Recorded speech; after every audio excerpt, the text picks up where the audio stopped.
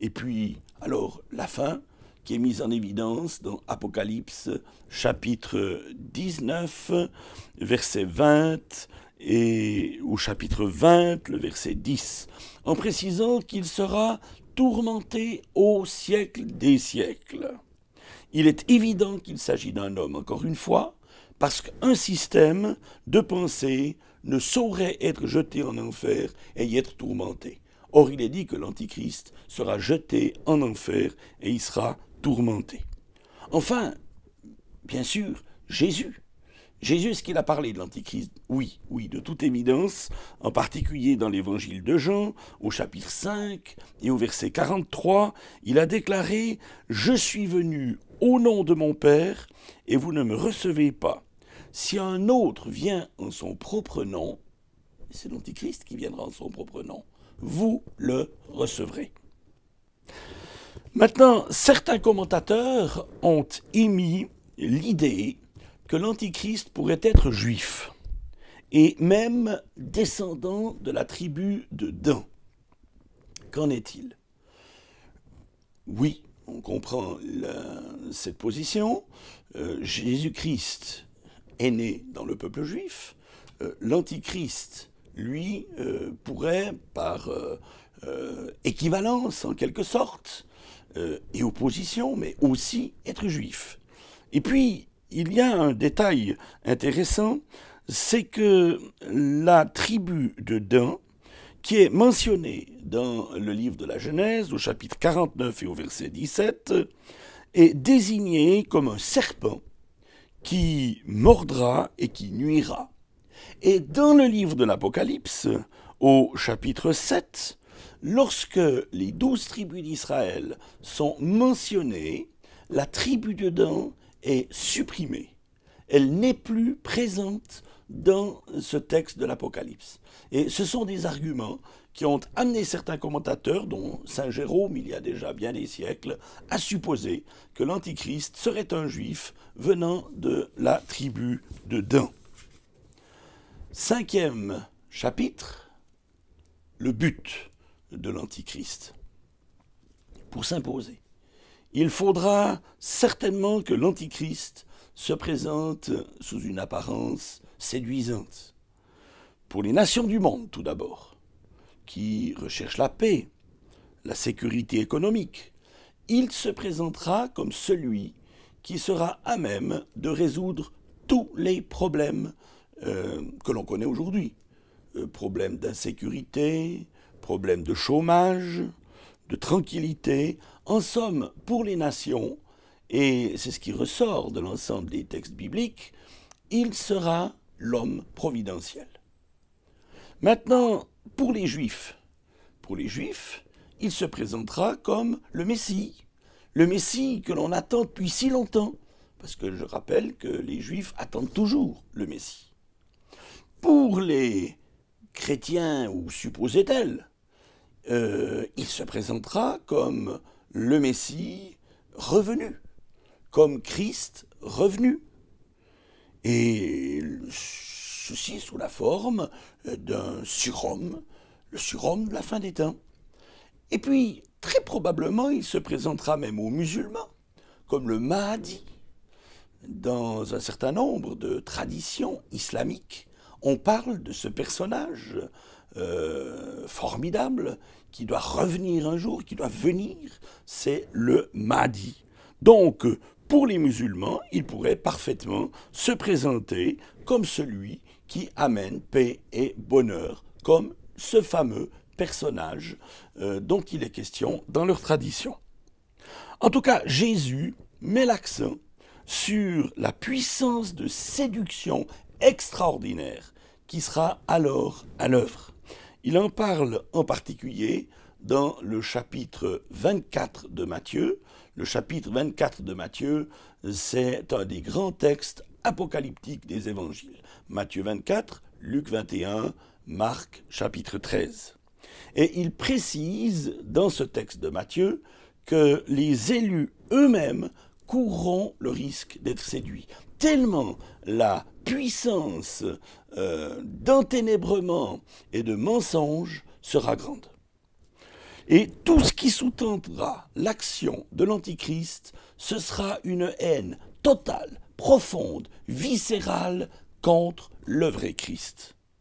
Une haine totale du vrai Dieu. Le Dieu de la Bible est un Dieu trinitaire.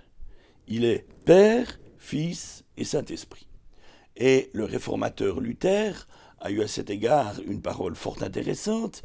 Il a dit « Le diable est le singe de Dieu, l'imitateur ». Et c'est ce que nous présente le livre de l'Apocalypse.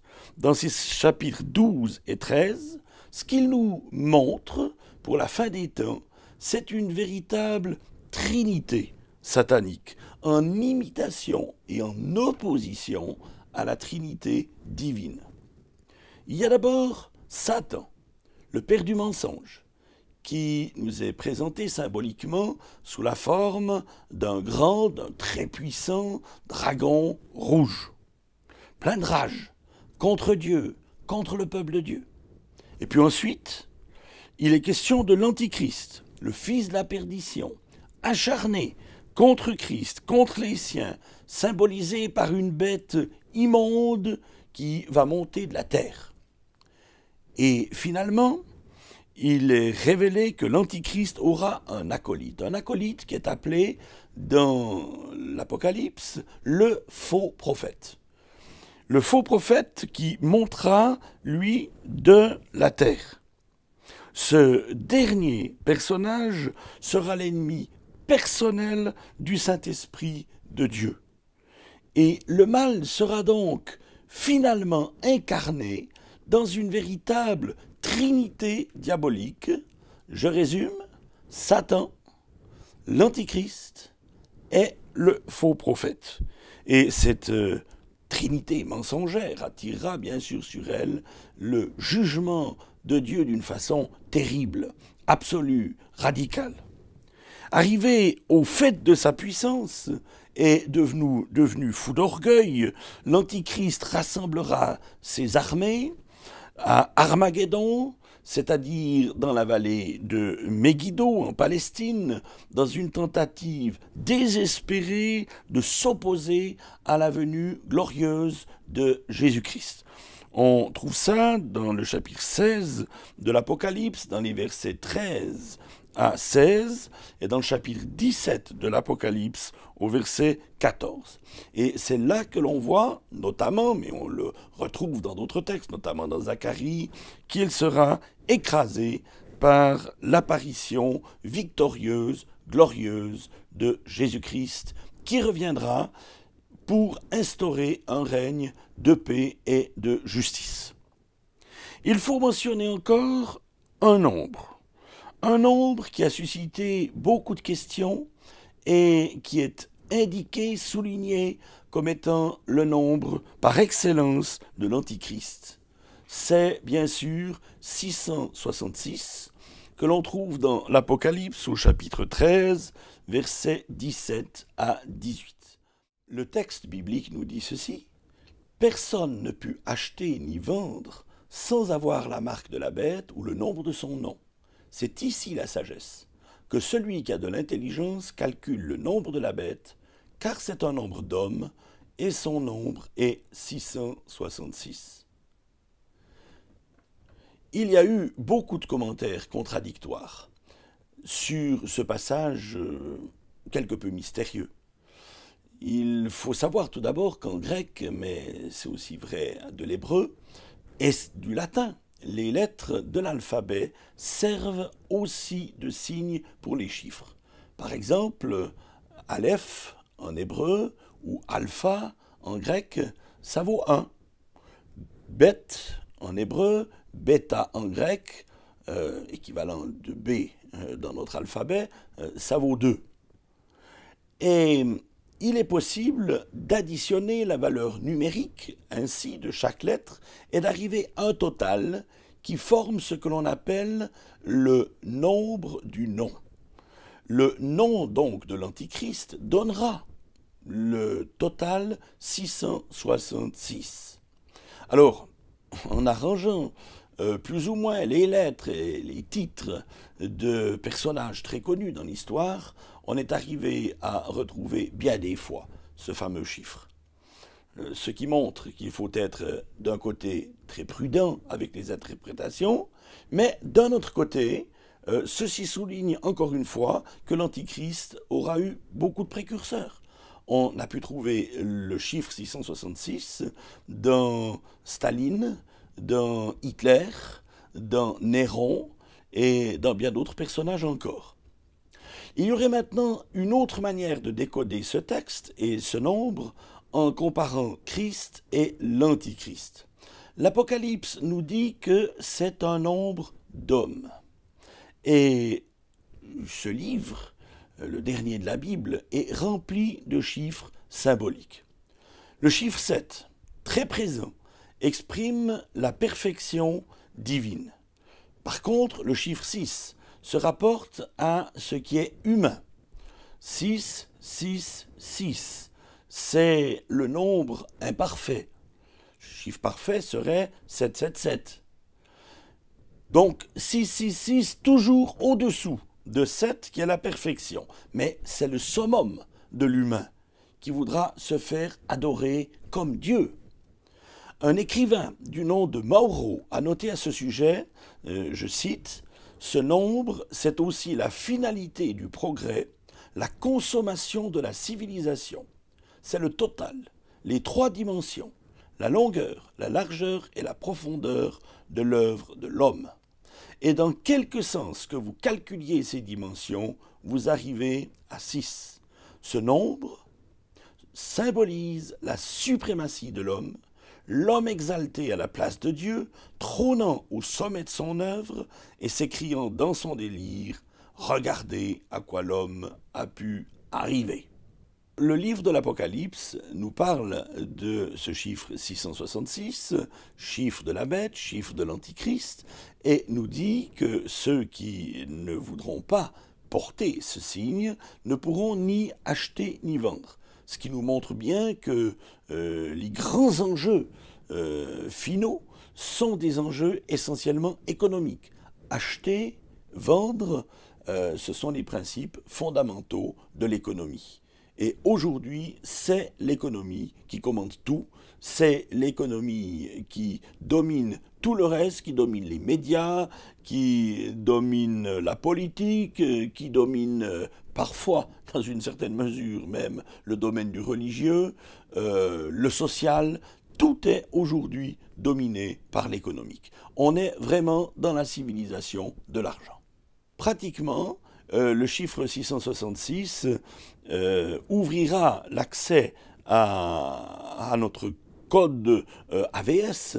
Et aujourd'hui, avec le code AVS en Suisse, on obtient à peu près tous les renseignements que l'on peut désirer sur une personne.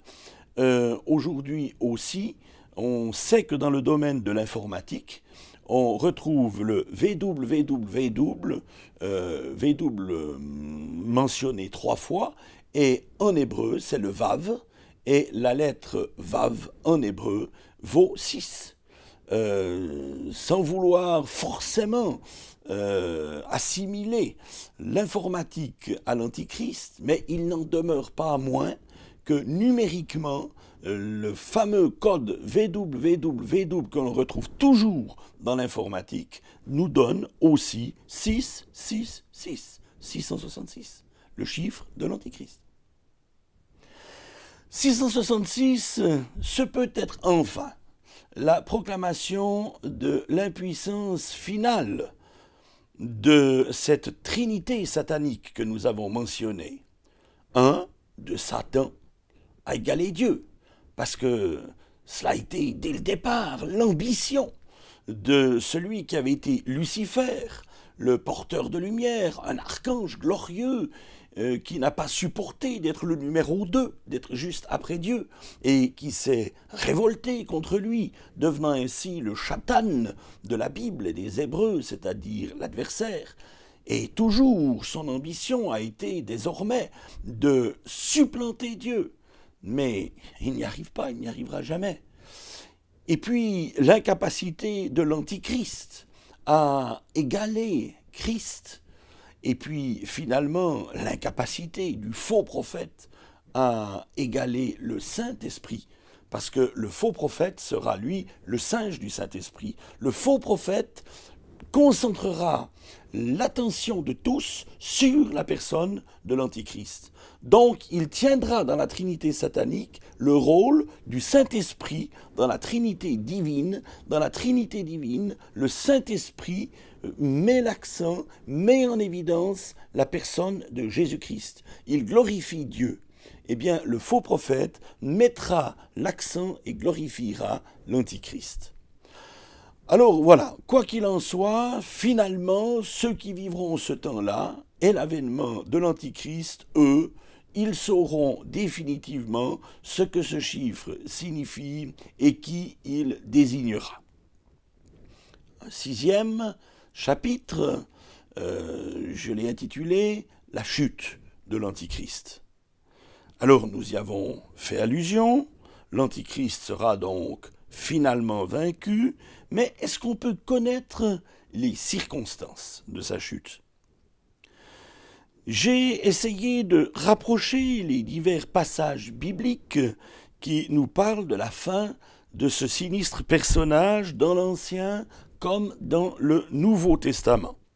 Et nous voyons qu'après avoir prétendu donner au monde une période de paix, de prospérité, de sécurité, pour prix de sa domination totale sur tout l'univers, l'Antichrist, après 3 ans et demi de règne sanglant, devra faire face à une formidable révolte de peuples qui voudront finalement secouer son affreuse domination. Et alors aura lieu la dernière des guerres, celle qui aura lieu justement dans la vallée de Megiddo, qui est un formidable carrefour historique bien connu entre l'Europe, l'Asie et l'Afrique.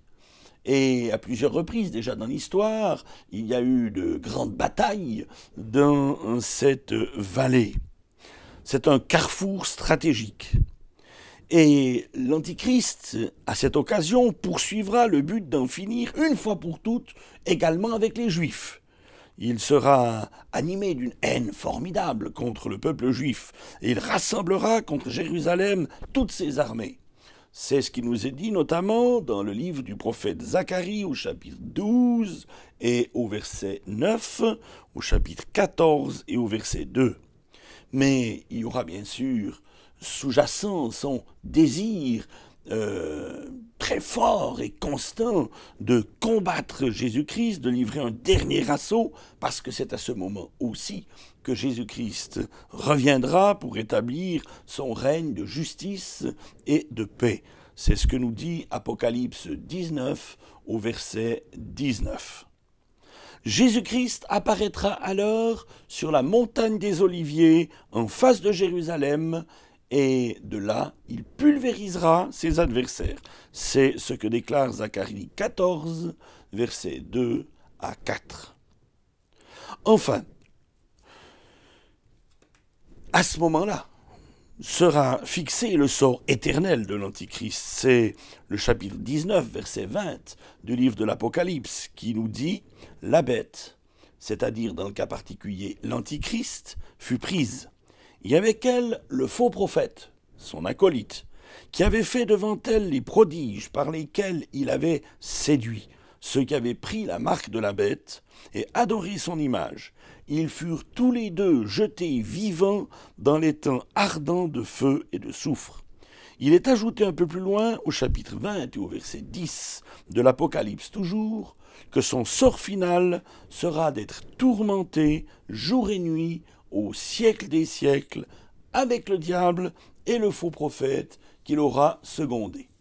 Je profite de souligner au passage que donc l'Antichrist n'est pas le diable. Le diable, Satan, c'est la première personne de la Trinité satanique, c'est l'inspirateur, c'est le patron, si vous voulez, mais l'Antichrist, ce sera un homme, mais un homme qui se sera voué entièrement esprit, âme et corps au service de Satan, qui sera rempli de l'énergie de Satan et qui accomplira avec son acolyte, le faux prophète, l'œuvre du diable ici-bas. Mais l'Antichrist n'est pas, à proprement parler, Satan. Il est inspiré par lui, il est habité par Satan, il lui est entièrement livré. Maintenant, je voudrais conclure avec le 7e chapitre que j'intitulerai « Christ, le vrai Sauveur ». Après avoir beaucoup parlé de l'Antichrist, qui finalement sera vaincu, heureusement que la Bible nous parle de Christ, qui sera finalement le grand et le définitif vainqueur. Jésus est l'envoyé de Dieu le Père pour sauver le monde et établir son règne. L'Antichrist est l'envoyé du diable pour s'opposer à l'avènement du Fils de Dieu et pour perdre les hommes. Jésus, c'est Dieu qui se fait homme. L'Antichrist, c'est l'homme qui se fait Dieu. En somme, l'Antichrist, c'est toujours et encore l'inverse du Christ. Christ veut dire celui qui est oint, qui a reçu l'onction du Père céleste. On pourrait résumer quelques-uns des contrastes entre Jésus-Christ et l'Antichrist de la manière suivante. J'en mentionne quelques-uns qui m'ont paru particulièrement frappants. L'Antichrist, il est l'image, l'expression de Satan qu'il envoie. Jésus-Christ, il est l'image du Dieu invisible, l'empreinte de sa personne. L'Antichrist est la deuxième personne de la Trinité diabolique constituée par Satan. L'Antichrist est le faux prophète. C'est l'anti-Dieu, l'Antichrist et l'anti-Saint-Esprit. Jésus-Christ est la seconde personne de la Trinité divine, le Père, le Fils, le Saint-Esprit, un seul Dieu. L'Antichrist, il monte de l'abîme pour accomplir la volonté du diable. C'est ce que nous dit Apocalypse 11, verset 7. Apocalypse 17, verset 8 aussi. Il vient en son propre nom. Christ, lui, il descend du ciel pour faire la volonté de Dieu. Il vient au nom de son Père. L'Antichrist, il est comme une bête féroce. Il réunit en lui la ruse, la méchanceté, la violence, la destruction. Jésus-Christ est l'agneau de Dieu, qui s'est donné sur la croix pour nous sauver, l'agneau de Dieu plein de douceur, plein de bonté. Il y a au moins une quinzaine de contrastes aussi frappants qui peuvent être mentionnés et qui sont clairement prophétisés dans les Saintes Écritures. Alors, dans un certain sens, on pourrait se poser une ultime question. Est-ce qu'il n'y a pas en chacun de nous quelque chose qui nous amène à devoir nous poser cette question du choix entre Christ ou l'Antichrist. C'est la grande question, finalement. C'est la grande question. C'est certainement pour cela que dans la Bible, Dieu appelle chaque être humain. Il vous appelle, il m'appelle, il nous appelle tous. Il nous dit, voici, j'ai mis devant toi la vie et la mort. Et puis Dieu, parce que Dieu est partial, mais il est partial en notre faveur. Dieu dit, choisis la vie, afin que tu vives. Ça, c'est ce qui nous est proposé. Et puis, Christ ressuscité, dans le chapitre 3, au verset 20 du livre de l'Apocalypse, nous dit encore ceci. Voici, je me tiens à la porte de notre cœur, de notre vie. Je me tiens à la porte et je frappe. Si quelqu'un, c'est vous, c'est moi, c'est chacun de nous, si quelqu'un entend ma voix et ouvre la porte, j'entrerai chez lui, je souperai avec lui et lui avec moi. Eh bien, cette démarche, chacun d'entre nous, il nous invite à la faire. La démarche d'accueillir le vrai Christ, celui qui est venu pour nous sauver, celui qui nous tend la main, celui qui veut partager notre vie, qui veut nous donner une vie qui vaut la peine d'être vécue. Accueillir Christ aujourd'hui, c'est éviter le risque d'accueillir l'Antichrist demain. Accueillir Christ aujourd'hui, c'est accueillir celui qui veut donner sa pleine dimension à notre vie et qui veut nous mettre dans une communion vivante avec le Dieu vivant. C'est accueillir celui qui veut nous donner une vie qui vaut la peine d'être vécue.